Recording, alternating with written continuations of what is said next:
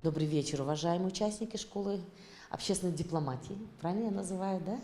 Сегодня наша тема нашей лекции – это социальное предпринимательство. И как одна из форм ее здесь, в Кыргызстане, это программа «Инактас Кыргызстан». Я более подробно расскажу об организации, о себе я уже рассказала. Мы более просто в такой простой форме, можно так сказать, поговорим, проанализируем, да, и посмотрим примеры успешных историй, успешных проектов здесь, в Кыргызстане, у нашей организации. Ну, наша организация называется «Инактас Кыргызстан». Она состоит из... Что это значит, «Инактас Кыргызстан»? Вообще, если брать из истории, «Инактас Кыргызстан» раньше, до 2012 года, мы назывались как «САИФ». САИФ – это студенты в свободном предпринимательстве. И там вопрос не стоял социального предпринимательства. Там вопрос стоял что-то вроде бизнеса, развития бизнеса, стартапа, бизнес-образования. В 2012 году вообще у нас есть штаб-квартира, которая находится в Штатах, в Вашингтоне. И эта программа существует в 41 стране на сегодняшний день. И я более подробно по презентации расскажу, что мы делаем, как мы работаем. Да? Здесь мы как неправительственная организация, направленная на развитие социального предпринимательства и предпринимательства среди молодежи в целом. В 2012 году глобальный «Инактас» решил сделать ребрендинг, то есть обновить себя, пересмотреть свою миссию. И они стали называть себя как «Инактас», состоящий из 3 слов. Это «Entrepreneurial Action Us». Имеет больше такое смысловое значение, как «Нами действует предпринимательство». И здесь основной посыл до сегодняшнего дня, с 2012 года, то есть это уже 5 лет, да, основной посыл – это развитие социального предпринимательства, когда студенты во всем мире помогают улучшать жизнь тех людей, которые в этом нуждаются. Это не говорится о именно бедных, не говорится о уязвимых каких-то. Это говорится о всех, кто в этом нуждается. Не нуждающиеся, а нуждающиеся. Например, в этом могут нуждаться и сами бизнесмены. Малый бизнес может в этом нуждаться, да, в помощи студентов. Да, и в этом будут помогают им студенты «Инактас». Дальше. Кто основная целевая аудитория нашей организации? Это молодежь, это студенты, это академические лидеры в лице ректоров, преподавателей, проректоров и бизнес-лидеры. Это успешные бизнесмены. Мы стараемся работать как с начинающими бизнесменами, так и с очень успешными бизнесменами, но которые готовы помочь молодежи. Дальше, Даньяр. Как я уже говорила, это показатели прошлого года. Мы в прошлом году были в 36 странах. В некоторых странах «Инактас» закрывается, в некоторых опять открывается. Поэтому каждый год эта цифра может колебаться. А если говорить о проектах, ежегодно, например, студенты, около 2000 университетов задействовано ежегодно, около 71 тысяч студентов по всему миру участвуют в этой программе. Партнеров – это именно бизнес-компании, которые помогают «Инактас» по всему миру.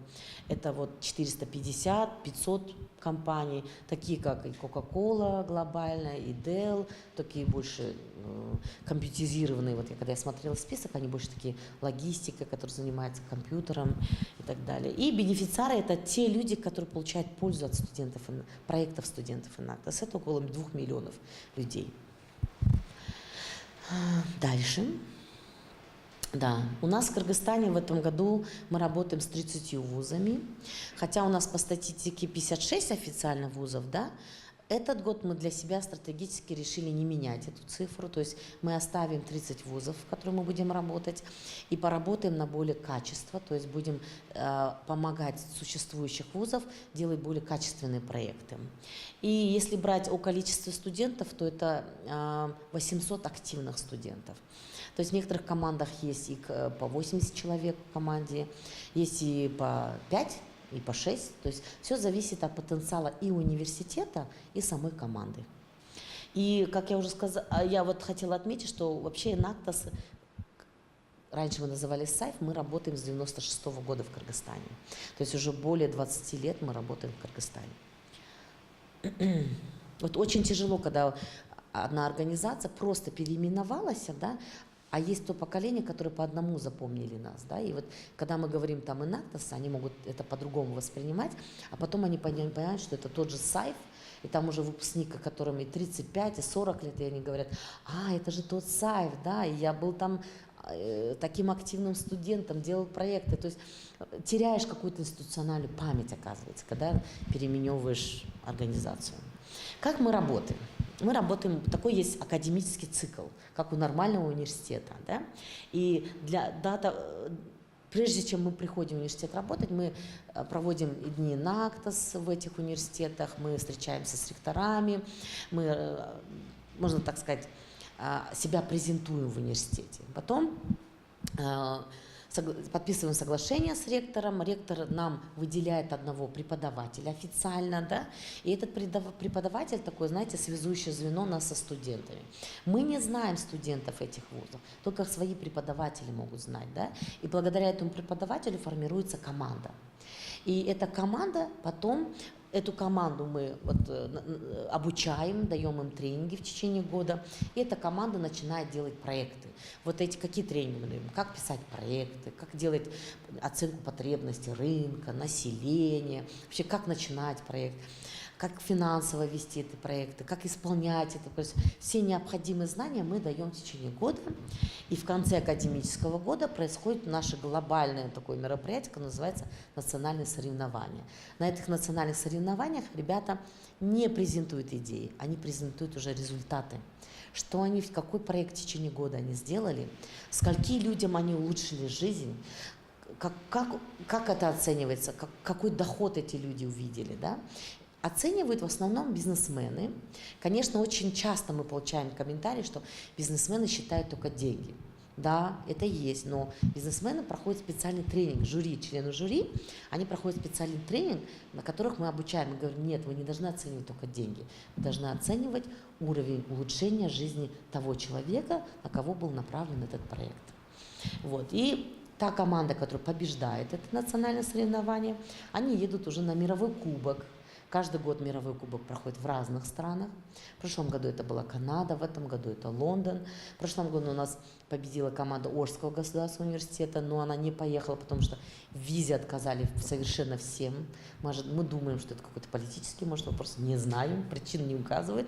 В этом году вся команда получила визы, и вот мы через недели-две в Бурса выезжаем в Лондон, чтобы презентовать свои проекты уже от лица не университета, не организации, от лица страны мы будем презентовать этот проект. Вот это вот выступление славянской как раз команды, по-моему, на национальных соревнованиях 2017 года. Члены жюри, это у нас, к сожалению, Хаят не смог поместить всех 800 студентов, поэтому как могли воткнули 600 студентов. Ну, это двухдневное мероприятие. Первый день малые лиги проходят, потом уже финал. Наша организация состоит из совета директоров. В основном это бизнес-компании. Сейчас на данный момент это 8 бизнес-компаний состоят у нас в совете директоров. И есть исполнительный орган в моем лице, и все сотрудники. Да? И у нас есть отдельная программа по выпускникам. То есть мы тоже очень рассчитываем, что те выпускники, которые успешные становятся, они сделают потом в дальнейшем вклад в саму организацию.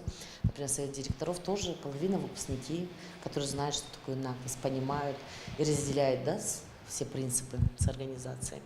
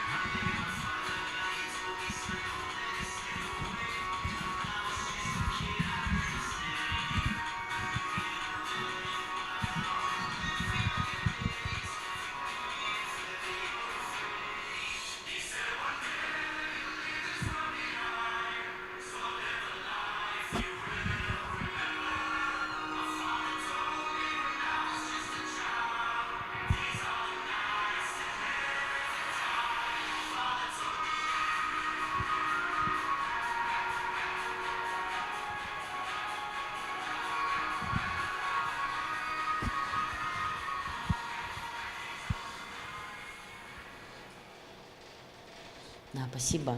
И Enactus вообще, она дает больше теоретические знания. То есть в университете вы получаете теорию, да? А Enactus дает возможность вот эту теорию в практике применить, в реальности применить. Прежде чем вы сможете выпуститься, что-то в жизни попробовать именно касательно бизнеса, вы можете это попробовать с командой, когда у вас есть поддержка. Когда у вас есть поддержка со стороны бизнеса и поддержка со стороны программы. То есть это очень хороший на самом деле опыт. Те, кто выпускается в дальнейшем, они потом приходят и говорят: слушайте, мы, оказывается, тогда не очень сильно понимали, что нам дает Enactus. А сейчас мы одни. Да? Сейчас он один, он сам бегает, формирует команду, сам ищет средства, а Enactus пока помогает вас, консультирует и дает вам возможность это все делать не одному. Да? Вот. И Enactus делает акцент в основном не на идеях, а на результатах. Идеи ваши, они могут быть любыми, но мы вас оцениваем по вашим результатам. Потому что есть на самом деле де-факто доказано, что молодежи говорят: мы много не обещают, много не фантазируют, это хорошо, но когда до дела доходит, это всегда трудности для них. Начинается сессия, начинается любимая девушка, начинается семья, очень много причин, лишь бы не делать. А фантазировать все они хорошо умеют. Поэтому мы делаем акцент в основном на деятельности, на результате. Дальше. Вот есть такое, знаете, в Enactus почему-то все думают, что очень много критерий для проектов, какой должен быть проект. Это очень ошибочное мнение. В Enactus есть один всего лишь критерий, по которым судят судьи на этих национальных соревнованиях. Всего один, мы не говорим их много. Всего один критерий. Просто есть внутри этого критерия есть разные вопросы. И почему-то студентам кажется, и даже членам жюри кажется, что это есть критерии все. Нет, критерий один. И он отвечает на вопрос: насколько команда смогла передать предпринимательские навыки для бенефициаров, чтобы улучшить им жизнь, облегчить им жизнь, улучшить им жизнь. Все, критерий один. И он очень простой. Насколько мы даем им на тренинге знания студентам, насколько эти знания они смогли пойти и передать населению, чтобы им же помочь улучшить жизнь. Вот, все, он один критерий. Все. Так, что это? Вот это направление нашей организации. Организация у нас имеет 4 направления. Первое – это создание команд, их усиление через тренинги. Мы даем много тренингов, мы даем им много знаний, да, и теоретических, и практических. Второе – это площадки. Мы создаем такие площадки, когда ребята могут встретиться, познакомиться с бизнесменами, с лидерами сообщества, вообще с такими людьми, у которых можно перенять опыт. Мы создаем любые площадки. Мы не ведем за ручку студента, мы не приводим бизнесмена, говорим: вот познакомьтесь, пожалуйста, его зовут Бахкат, ее зовут Айнура. Нет, мы создаем просто площадки, и самые такие шустрые, можно сказать, ребята, они понимают, используют эти площадки. Просто есть бизнесмены, которые очень интересно делают отбор. Мы не говорим: вот, пожалуйста, вот этот студент интересный, вот этот опытный, вот его возьмите на работу. Нет, те бизнесмены, которые с нами работают, они присматриваются к каждому студенту. Они потом этого студента прямо вот на встречах, прямо на соревнованиях, прямо на бизнес-клубах приглашают к себе на работу. Минимум на стажировку, максимум на работу. И уникальная возможность не проходить никаких конкурсов. Ты себя проявил на встрече, и на встрече тебя же взяли на стажировку или на работу.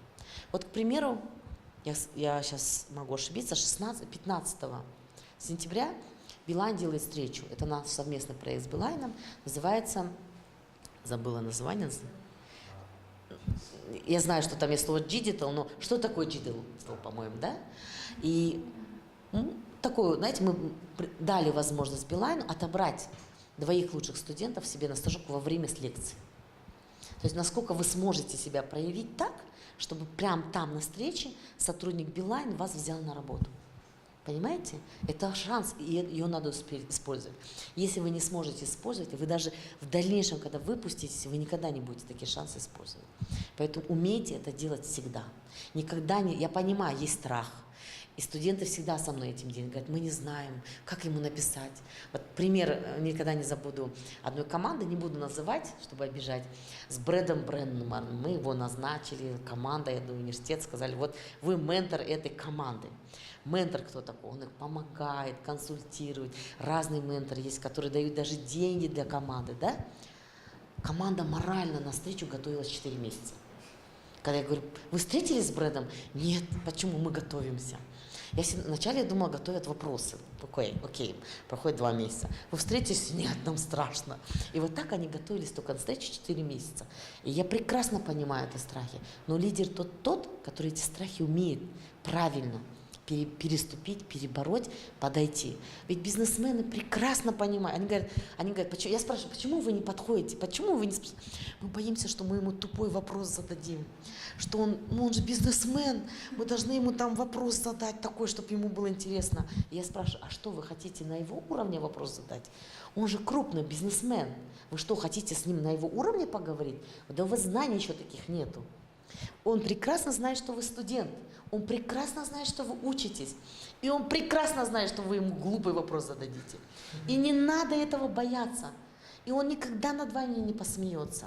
Потому что он знает, что вы растете, вы учитесь. Вот все время говорю студентам, не бойтесь. Вы хотите сесть напротив господина, например, там супер... Кто у нас есть? Давайте сейчас вспомним. Бабанова, бизнесмен, да, мы говорим. С ним поговорить на уровне его бизнеса? Нет, у вас нету такого бизнеса, во-первых. У вас нету такого опыта. Вы не сможете с ним так поговорить. Поэтому говорите так, как вы можете, и не стесняйтесь этого. Никогда. Понимаете? Придет время, когда вы наберетесь опыта, вы будете бизнесменом, и вы с ним будете наравне говорить. Ну, конечно, тогда вы уже не студентом будете, да? И вы, конечно, вы не будете у него опыта просить. Вы будете, может быть, как партнер уже общаться. Понимаете? Поэтому никогда не бойтесь. Вы студенты, вы молодые, вы ребята, которые учитесь. Никогда не стесняйтесь. И никогда не давайте страхов вам преодолеть, да, себя. Вот, это вот второе направление. Третье, у нас разные площадки, я позже расскажу, какие площадки. Менторство. Третье направление. Менторство – это когда у команды, мы рекомендуем команде, чтобы у них было минимум от 1 до 5 бизнесменов. Почему? Потому что один бизнесмен, он полгода в Штатах, 1 месяц, есть одна бизнес-вумен, 1 месяц в Дубае, другой месяц в Кыргызстане. И вот команда, уж у ментора Алуалып, например, да, с этим ментором работает и в год 1 раз не встречается. Нет, не надо. Берите 5 бизнесменов. Пока кто-то из бизнесмен приедет со Штатов, с другим работаете. Мы даем такую возможность. И как раз мы проверяем, насколько ребята умеют строить диалог, чем они могут завлечь этого ментора. Разные менторы есть. Мы сейчас, чтобы... Вот кто знает, что такое ментор? 7, да? Ментор это потому что вы, ребята, в Бишкеке, раз слышали, 2. А в селах у нас есть региональные команды, в регионах. Они не знают, что такое ментор. Поэтому мы это слово поменяли. Мы предлагаем это слово называть бизнес-укулята, бизнес-укуление. Все. И сами бизнесмены это принимают очень хорошо. Когда мы говорим бизнесмену, помогите команде, помогите университету, станьте их ментором, он говорит, мне керек, что надо делать? А что там ментор вообще, что такое, да? А когда говорим, бизнес-укулята останьте, все, вопрос снимается, они даже не задают, что надо делать. Хорошо, давайте, без проблем, гельшси, да? И правильно. Ребята должны бегать за таким ментором, должны разговаривать с ним, должны общаться с ним, встречаться, пускай даже глупые вопросы задавать. И также университет дает своего ментора, правда, мы называем его не ментор, а академический адвайзер. Преподаватель, который полностью несет ответственность за команду. И может быть это 2 преподавателя, да, там, например, проректор, ему тоже не всегда есть время командой заниматься, но он всегда отслеживает. И есть простой преподаватель, да, который прямо активно берется за команду. Но, к сожалению, есть университеты, которые вообще не понимают. То есть им по приказу спустились быть академическим адвайзером. Но он говорит, вы знаете, мне сказали, но времени нету. Мы, конечно, долго ведем переговоры с ректором, в университете присматриваемся, кто более-менее подходит к этому. Такие трудности тоже есть. И 4 направление – это программа трудоустройства и стажировок. Это новая программа. В этом году мы ее активно запустили уже, можно сказать. Так как мы работаем с бизнесменами, я часто слушаю. Гульбарчин, мне нужно 2 студента, чтобы там одно мероприятие провести на лето. Мне нужно 10 студентов, чтобы конференцию провести. Мне нужно 2 студента, чтобы мне помог стартап запустить. Да? То есть постоянно бизнесмены у меня делают запрос именно с студентов Enactus, потому что они знают, что такое бизнес. Да? Они уже более-менее понимают. И поэтому мы этим занимались, просто мы не хотели признавать, что нам нужна такая программа. Мы всегда думали, ну так, поможем. И это начало занимать у нас очень много времени. Да? Поиск нужных студентов для них, там, говорить, кто хочет, зачем, какое время. Да? И мы уже активно взялись и запустили эту программу. Сейчас мы ожидаем провести небольшое исследование. Потом мы будем результаты исследования презентовать для студентов, для бизнес-компаний и предлагать наших студентов бизнес-компании для стажировок. И вот, к примеру, встреча в Билайне, это как раз в рамках этой программы, это направление.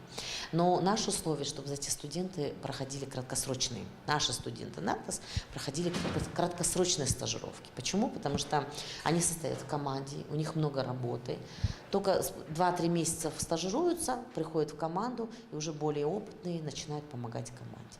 Вот наше направление. Дальше.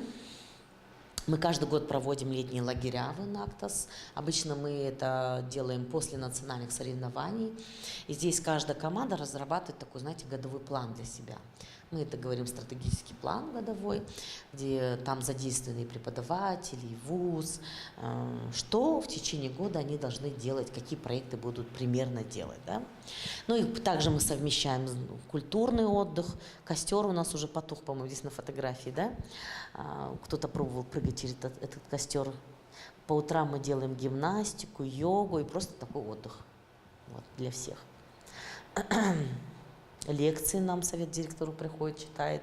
То есть это у нас даже в этом году было правило, кто утром не пришел на лекцию, посуду мыл. Есть девочки, которые здесь мыли как раз таки. То есть так вот интересно, и тот партнер, который нам предоставляет этот лагерь, полностью покрывается партнером. Организация ни копейки на это не тратит. Да? То есть мы стараемся как организация выстраивать отношения с бизнесменами так, что мы не оплачиваем, они нам платят за то, что еще и платят, еще и за то, что с нами работают, можно так сказать. То есть правильно уметь построить работу с бизнесменами надо. Все удивляются. Они еще вам платят?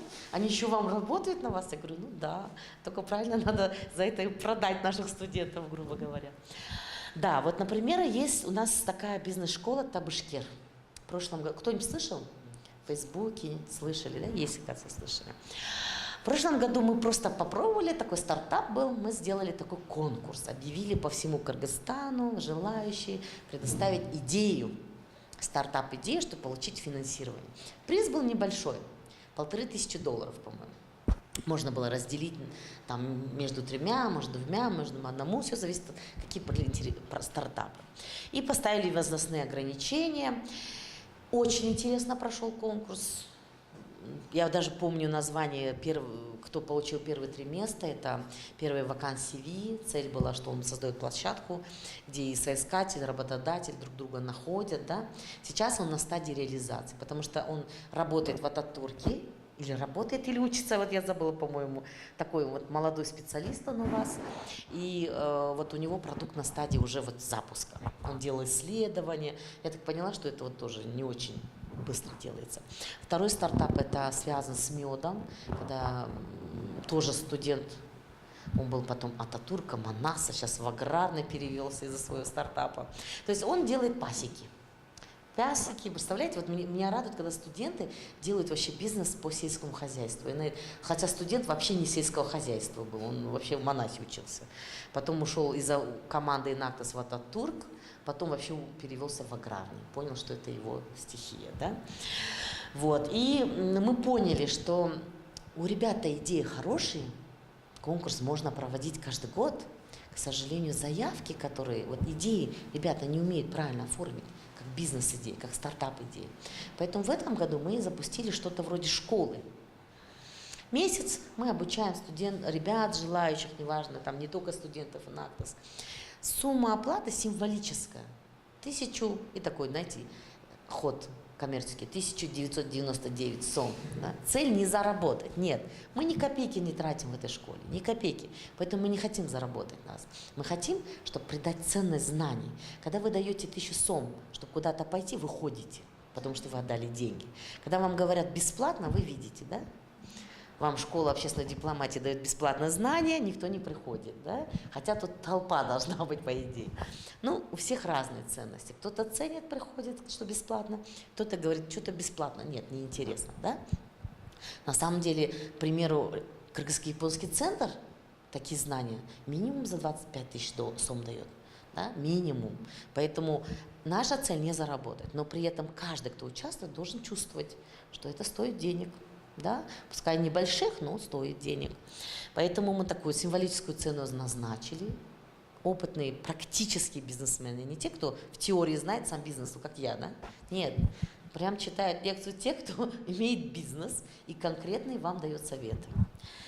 Школа прошла в Бишкеке, вот она на стадии завершения, 16 сентября у нас будет конкурс, то есть мы предварительно готовим, потом у нас будет в октябре, сентябрь-октябрь в Аше, и в ноябре опять будет в Бишкеке, новая школа уже. И в декабре у нас будет сам конкурс. Причем будут участвовать те, кто присутствовал в школе. Почему? Это нашу работу облегчает. Они уже знают, как правильно презентовать, оформлять бизнес-план. То есть научился бизнес-моделированию, да? Сам, и получит еще возможность, если у него хороший бизнес-проект, стартап, то есть начать делать свой бизнес, да? Это вот одна из площадок. Дальше. Вот, пожалуйста, вот как раз это вот Дастан, который по меду начал работать. Причем его пасека, он сам в Бишкеке учился и жил. Он поехал эту пасеку делать в Ош. Вот сейчас он вообще уехал, заочно перевелся, сейчас живет и работает в Аше. Вот, кстати, это его. Нава Хани называется проект. Вот. Я не знаю, что значит Нава, но Хани знаю. Вот.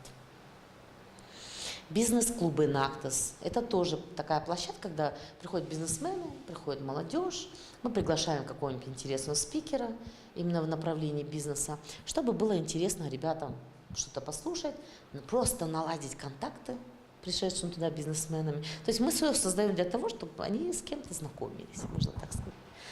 Дальше мы запустили как раз таки вот Табышкера – это продукт Нактос лаборатории. Мы запустили Нактос лабораторию. Что это такое? Нактос лаборатория. У нас, представьте, 800 студентов. Надо же их чем-то занять, надо их услуги продать, можно так сказать. И мы говорим компаниям: студенты молодые, им нравится путешествовать, с людьми разговаривать. Вот возьмите с ними какое-нибудь исследование, делайте, платите студентам. Это площадка, когда студенты могут зарабатывать. Студентам платят за то, что он ходит, опросник делает. То есть это руки-ноги какой-нибудь исследовательской компании. Во-первых, студент практически учится делать исследования, плюс еще зарабатывает. Да? Это одно направление. Второе направление. У компании есть продукт. Но прежде чем в массу запустить, ему нужна такая площадка, где он делает апробацию, да? Как это называется? Полигон испытателей, да? Вот неформально. Вот и Нактос площадка – это такой полигон испытательный. Вот у нас в прошлом году очень хороший пример есть. Билайн запустил один продукт, но он не знал, как он будет работать. И он говорит студентам Нактос: продавайте, мы вам заплатим, мы посмотрим, как этот продукт работает. Буквально месяц, два, три студенты походили, продукт вообще не пошел, студенты почти не продали. Был такой опрос, почему, да? Оказалось, что он недоработанный. Не хотят бизнесмены менять свои номера, например. Не нравится им это, да? Там очень много причин было. Все, они забрали этот продукт, и сейчас они доработали, сейчас другой формат предлагают. То есть вот, пожалуйста. Еще у компании есть деньги. Есть какая-то проблема, но они хотят получить такие новые, свежие идеи. И они вот делают заказ с командами Нактос. Говорят: вот мы готовы заплатить, дайте нам интересное решение, пожалуйста. И у нас уже 2 таких заказа есть. И вот у нас как раз вся конец осени, начало зимы, там, это вот результат, мы будем такой конкурс делать. Это не для общественности, это внутреннее мероприятие, когда тот заказчик будет смотреть, какие идеи предлагает команда. Ну, это вот такая возможность. За это они нам платят. Нам, организациям, нам, это студентам и так далее. Вот, пожалуйста. Да, это вот Enactus лаборатория. Да, как я уже говорила, у команды есть возможность, чтобы у них было от 1 до 5 бизнес-адвайзеров, 1 академический адвайзер. Вот как раз вы видите, когда команды с адвайзерами встречаются, обсуждают. Дальше.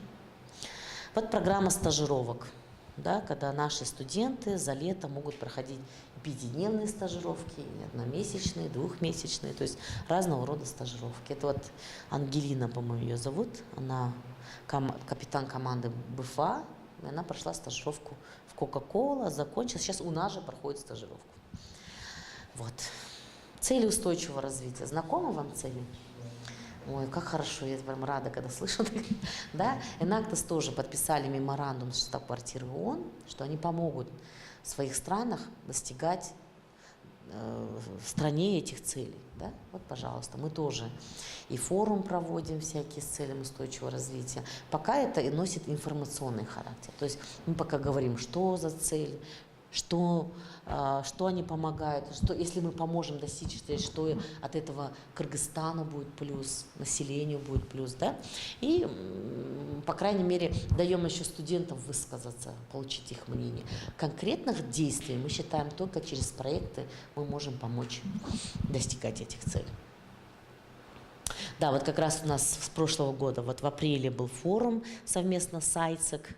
Мы отвечали за цель номер 8 по трудоустройству. Потом 26 сентября в АШЕ мы пригласили лидеров 7 направлений, и медицина, и гендер, и спорт, там, и бизнес, чтобы они просто поотвечали на вопросы молодежи и помогли этой же молодежи сделать идеи проектов по этим направлениям. Там Телек Тактагазиев по сельскому хозяйству, да? Вот сам по образованию у нас был ректор Ожского государственного университета, нынешний министр социального развития, она как раз по вопросам гендера эксперт, она говорила. Вот. И на национальных соревнованиях здесь уже мы цели вот поставили, у нас были с каждой команды были делегаты, можно так сказать, амбассадоры, да, по целям, и они отвечали на вопросы фасилитатора, говорили, ну как вы думаете, чтобы достичь, чтобы была, например, победить бедность, что можно сделать. Там ребята отвечали на свои вопросы. Вот.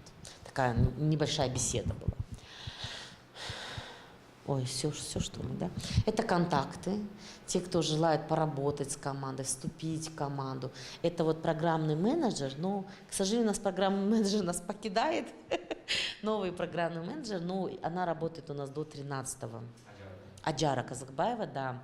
Ее схантил наш же партнер Билайн. Мы рады, потому что очень хорошая позиция предлагает. Сейчас мы в поисках менеджера, поэтому подавайте. Ну, мы, конечно, смотрим среди своих, потому что человек, который будет работать по Enactus, он должен знать Enactus очень хорошо. Да? Поэтому вот связывайте здесь вопросы. Вот. Что еще? Вот это вот коротко об организации. Если у вас вопросы касательно организации нашей деятельности, коротко скажу, что у каждой команды есть 4 направления работы. Каждая команда должна быть первым делом полезна своему вузу. Мы это говорим командам, говорим, что команда должна быть полезна вузу, начиная с покраски, я не знаю, скамеек внутри университета, да? Если у команды нету средств, она может взять и просто покрасить деревья, покопать клумбы, да, посадить цветы. Начиная от этого, заканчивая, например, если успешный опыт других стран Enactus, когда они объявляют как это называется, стипендия Enactus. Ее дают тем ребятам, которые учатся хорошо, но, к сожалению, нуждаются в финансовой поддержке. И, представляете, вуз это вот очень хорошо оценивает. Второе, это команды должны быть фанрейзинг проекты. То есть команда сама должна научиться очень хорошо зарабатывать, прежде чем она пойдет и научит людей зарабатывать. Да? А все знания, теоретически, практически, мы даем. Да? Поэтому даже по проекту поездить нужны средства. Не пойдут же студенты спрашивать. Предприниматель, студент никогда не пойдет, скажет, пап, дай мне деньги, я поеду там бизнес начну. Да? Правильный предприниматель сам научит зарабатывать эти деньги, чтобы эти же деньги на что-то потратить. Да? Вот. Третье – это проекты Enactus, когда эти проекты помогают людям. Но знаете, есть команды, которые, помогая людям, еще и сами зарабатывают. То есть есть совместные такие проекты. Примеры приведу, да, сразу. Вот. Я все проекты наизусть знаю, но сейчас не могу все подряд прям вам озвучить. К примеру, в Ожгу есть проект. В Аше есть женщины по разным причинам, которые по семейным причинам, по здоровью, сидят просто дома. Мужья не разрешают работать, там, например, инвалидность есть какая-то, уже возраст подходит, или ребенок маленький. То есть очень разные причины. Вот они сидят дома, но они так прекрасно умеют готовить. Да? И студенты есть, которые вечно в обед надо покушать, столовая где-то далеко, кафе дорого. И они придумали, они собрали этих женщин, говорят, готовьте обеды, мы сами будем. А причем, знаете, мужья не разрешают этим женщинам вообще дом покидать. Ну, это ментальность, может быть, это разные причины. Мы не вникаем в эту причину. Мы не стараемся там воевать за их права. Мы хотим адаптировать в этих условиях, да, чтобы они могли сами себя обеспечивать. И они договорились. Проект называется «Шамшум», насколько я помню. Да? То есть они говорят, вы давайте готовьте эти гамбургеры или там, я не знаю, еще что-то. Такой бизнес-ланч, бокс такой, да? Мы будем сами приезжать, забирать. И вот они назначают цену, ребята туда максимально, по-моему, 5 или 10 сом добрасывают, и сами же еще продают. Причем там такой факультет огроменный, они привозят, и оптом все там проходит у них, да? То есть они не стоят, не продают. Все, заказы принимают, даются заказ, там женщины готовятся, к обеду все готово, и все. То есть это такая схема. Причем мне понравилось, что бумага, которую они заворачивают, такая, знаете, как это называется, второсортная, да? То есть это не белая, который ресайклинг быстро проходит, да? Плюс они туда еще зубочистку кладут, салфетку, еще яблоко и лепешку сами пекут женщины, потому что я сама попробовала этот гамбургер, да? Ну, конечно, для Бишкека все бы сказали, он очень плотный, но там для Аша это самый раз. Стоимость этого гамбургера, если я не ошибаюсь, по-моему, 50 сом.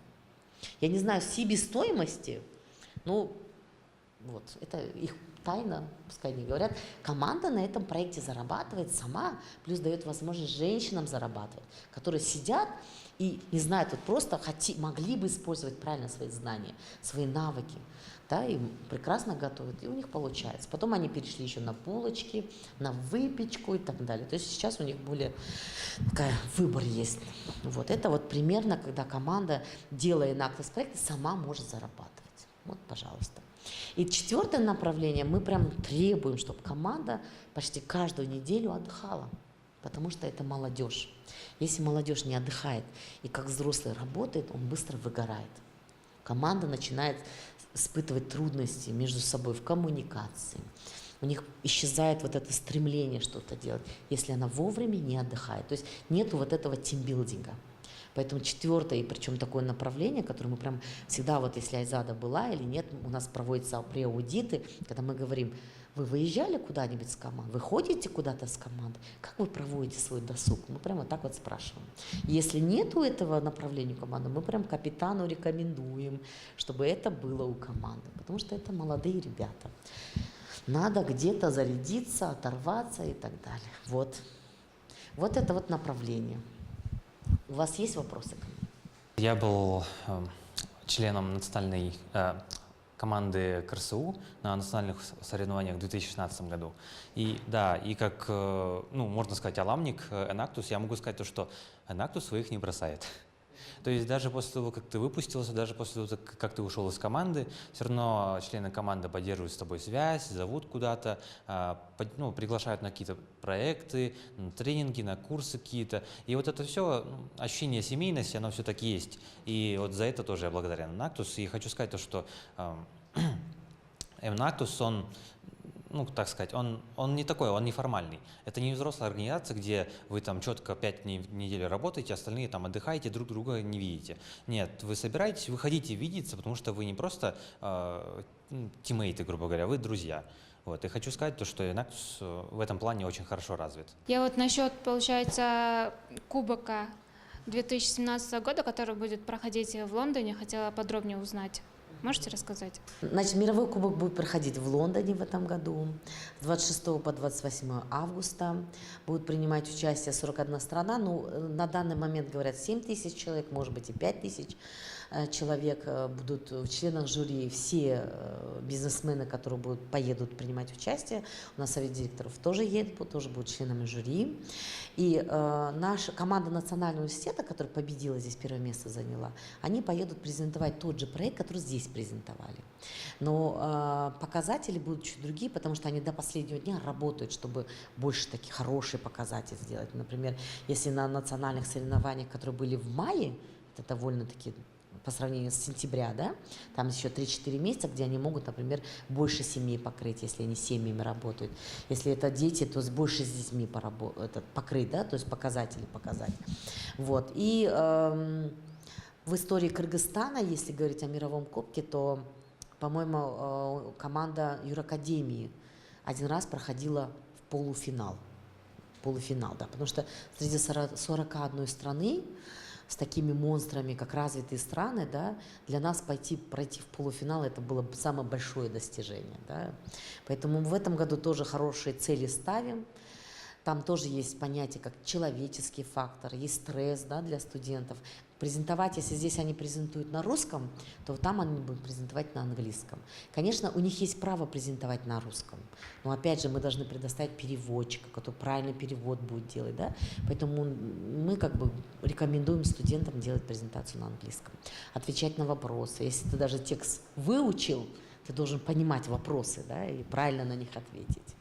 Вот. Хотела узнать поподробнее, кто вас финансирует, насчет поездки, кто вас покрывает дорожный расход, проживание, питание. И плюс, какие там проекты в основном как бы представляют. Каждый год финансирование идет разное. Мы ищем партнеров в постоянном поиске. Например, если в прошлом году это готовы были профинансировать и правительство, и Оргкенеш, полное финансирование было. В этом году пока мы еще у нас и время, мы ищем. Да? Но ребята сейчас уже выкупили билеты, потому что сама организация выделяет средства какие-то. Есть отдельные бизнесмены в этом году, вот Азиза Хасанова, кто знает, Антарес Групп. Да, вот он купил одному студенту билет. Есть бывшая аламница Нуриза, которая тоже купила. То есть желающих купить, в принципе, могут появиться, да, сделать вклад в организацию. Есть выпускники. У нас есть такая специальная, знаете, пакет мы называем, для выпускников, для желающих. Хотите поучаствовать, поехать с нами, просто посмотреть, как это проходит, заодно посмотреть страну, да, вы нам за это платите. Хотите посудить, вы нам за это платите. Да? То есть там есть определенные небольшие, конечно, ставки. Например, в этом году в Лондон аламники, не студенты, $500 платят за то, что просто регистрируются на мероприятии, полностью свои расходы сам покрывает. Да? А другие студенты, они у нас есть, они $200 платят. Да? То есть вот так мы делаем фандрейзинг денег. Вот. А какие проекты, на вопрос, если ответить? Вот я не знаю, какие проекты в этом году будут, но если я изучала проекты предыдущих лет, да, вы знаете, я когда узнала, какой проект победил там, в 2012 или 2013 году, я удивилась. Наши студенты могли бы сами это тоже победить, представить. Все вы студенты, я не знаю, есть приезжие? Кто из вас приезжие студенты? Нету, да? Были, может быть, приезжие. Просто я когда училась, я знаю, были студенты, которые жили с бабушками, то есть вообще с левыми бабушками, комнату снимали. Знаете такой опыт, да? Слышали? То есть чем снимать квартиру, девочки шли и снимали там, например, если по нынешним меркам, это может быть 2-3 тысячи сом. Вот две девочки по 2-3 тысячи сом, это комнату. Там бабушка в другой комнате, они вдвоем в одной комнате живут и платят для того 6 тысяч сом, да? То есть это возможность бабушке заработать, это возможность студенту сэкономить. Это и есть социальное предпринимательство. И вот такой проект в Германии первое место получил. У нас такой опыт есть в Кыргызстане. Просто если студенты правильно бы это поняли, да, правильно это представили бы, они могли бы тоже, получается, первое место занять. Если бы у нас в Кыргызстане такого не было, я бы сказала, да, это что-то новое, интересно. Вот, пожалуйста. Они решили вопрос бабушек, которые одинокие, им нужно общаться, они зарабатывают, пенсии не хватает. То есть они две проблемы этих бабушек решают. И плюс еще проблему студентов решают, которым нет денег снимать за $300-400 квартиру. Вот, пожалуйста. Это и есть социальное предпринимательство.